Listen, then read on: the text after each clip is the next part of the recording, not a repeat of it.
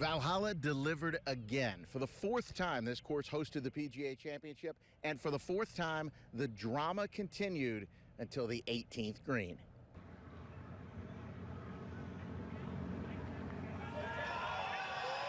Bryson DeChambeau needed the very last revolution of his putt for a birdie on 18 to get to 20 under par, tied with Xander Schauffele. The 30-year-old Olympic gold medalist came to 18 needing a birdie to win. He chipped it to 6 feet 2 inches, and then, with thousands looking on, Schauffele claimed his first major championship by rolling in the birdie for the win at 21 under par. It is the lowest score in major championship history, and the Wanamaker Trophy is in his hands.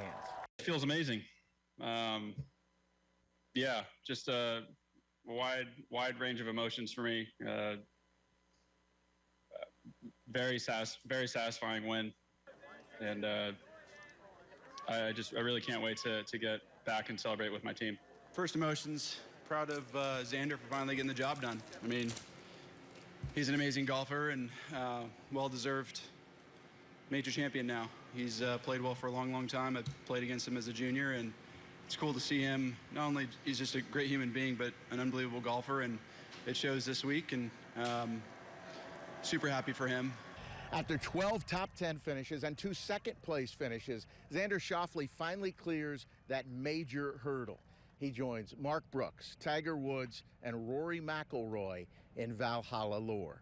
At Valhalla Golf Club and the PGA Championship, I'm Kent Taylor, WOKY News. Yeah, Rick and Jennifer, the Redmonds have been in some epic battles. You know, Bob was the head coach at Mayo for that 59-56 state championship game against Trinity. Chris is still U of L's all-time leading passer, and who can forget him getting hit so hard that a gash opened up on his chin, but he stayed in the game. All that prepared them for their most serious fight. I first heard about that I had cancer and a large tumor in my stomach, I was just shocked. Britt Redmond was 16 years old, a starter for an undefeated Christian Academy football team. Earlier in the season, he caught his first touchdown pass, and the Centurions were 3 wins away from back-to-back state titles when Britt's life changed. November 17th, we were on, with less than 12 hours, he was on the operating table, and, he had I think 3 or 4 hour surgery that day. And, that was the first of 6 surgeries that were coming down the line. Diagnosed with cancer, he spent months battling for his life. I never thought it happened to me. We didn't know what type of cancer it was, so I was very, very nervous when I first heard that news. Never said, why me? And to me, that made me so proud.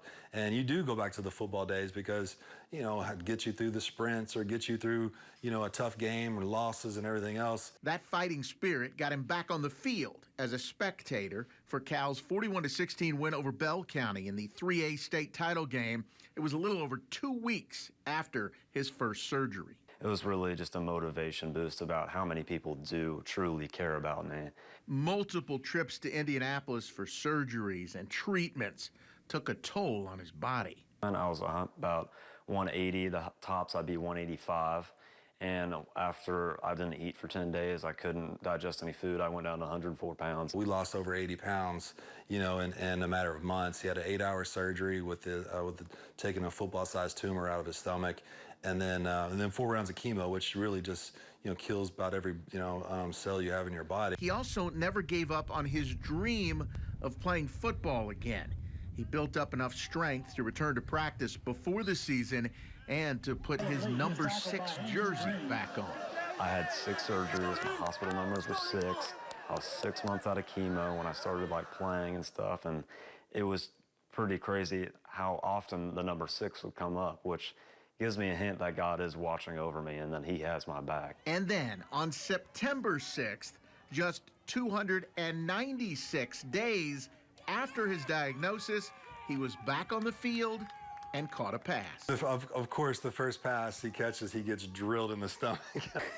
It definitely did hurt because that's the spot where I got all my surgeries. But, I was just back at it. I was like, we're back at it. Here we go again. Since that catch, he's added homecoming court to his resume and is ready to spread the word. Cancer is beatable. to never lose his joy, never lose his hope and his faith, and to battle back and come back out here and be on a high school football field playing a football game less than a year removed from diagnosis is just truly incredible. It just showed the next kid that has cancer out there, not even a year later, he's on the field catching that, don't give up, your future is not over. I'm just happy to be out there. I'm just happy I'm not depending on IVs in my body and surgeries and chemotherapy to keep me living. I'm glad I'm just living like a normal person again.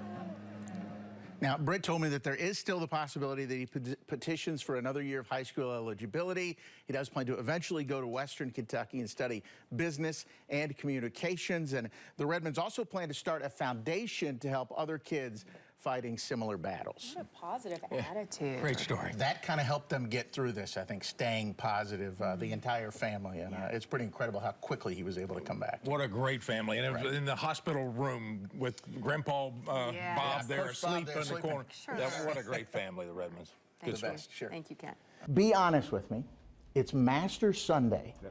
They're like, hey, we want to do this in Rupp Arena on Sunday at 4:30. Because I'm thinking, we're going to go, but there aren't going to be that many people there. It was not a bad turnout. So I'm gonna tell you. So I don't think Mitch gets. I think he's okay with me telling the story. I've told it sometimes before, but it was. So everything went down Thursday. There was some consternation and some anxiety in BBN because they're like, "Come on, man, we should be hiring Pat Riley, right, to come be the coach," and so there was a lot of stuff, and so. And everything happened so fast. What's the different challenge from as long as you've done this to have a completely new team to make them into a team? Yeah, I mean, I don't think it's any different. Obviously, it's unique in starting with 0 and building to 13 in a short amount of time. But implementing our culture is a daily process, right? And a big phrase that we use is the power of the unit.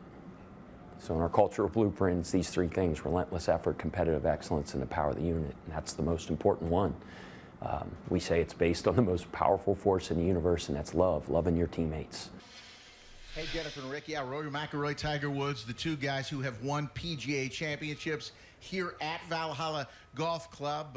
Rory, we're still waiting for a sighting of him coming off his big win on Sunday at Quail Hollow in the Wells Fargo Championship. As for Tiger, he was one of the many golfers who did get in a practice round here on Monday at Valhalla, and to no surprise, he drew some pretty big crowds. Golf fans came out in full force, many to follow Tiger Woods for an early practice round, and some looking for individual golfers like Ricky Fowler. 13-year-old Katie Hignett landed an autograph. What just happened? Ricky Fowler, Patrick Gately just gave me an autograph. Who is your favorite golfer? Ricky Fowler. What does this mean to you? Everything. Chase Williams took it to another level. He broke out a new hat just to get Ricky's attention. One of our buddies works at one of the golf stores, and it was a display, and we gave it to one of our friends, and she made it into a wearable hat. Heavy on the head or comfortable? It's heavy. So heavy that eventually Dad had to take over. But maybe the support spurred Ricky to make a hole-in-one on number 11. What about the hole-in-one on 11? Take us through that. I just hit a good shot. Luckily, that's where I was aiming. What'd you hit? Good number, 6 iron. And then there were the parents watching their own kid play in the PGA Championship. Janny and Mike Thomas followed son Justin around for a practice round. What are the emotions as you're out here and he's getting ready to play in a PGA Championship here, Bella?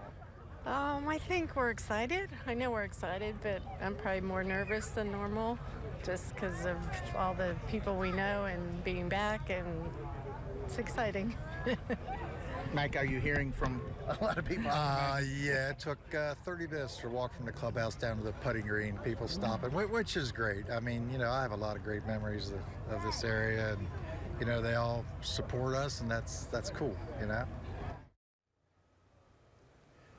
How about that? So you got to love that hat. That was the best thing I saw today out here at Valhalla. And Ricky Fowler with the hole-in-one on number 11. The fans who were there to see that will never forget it.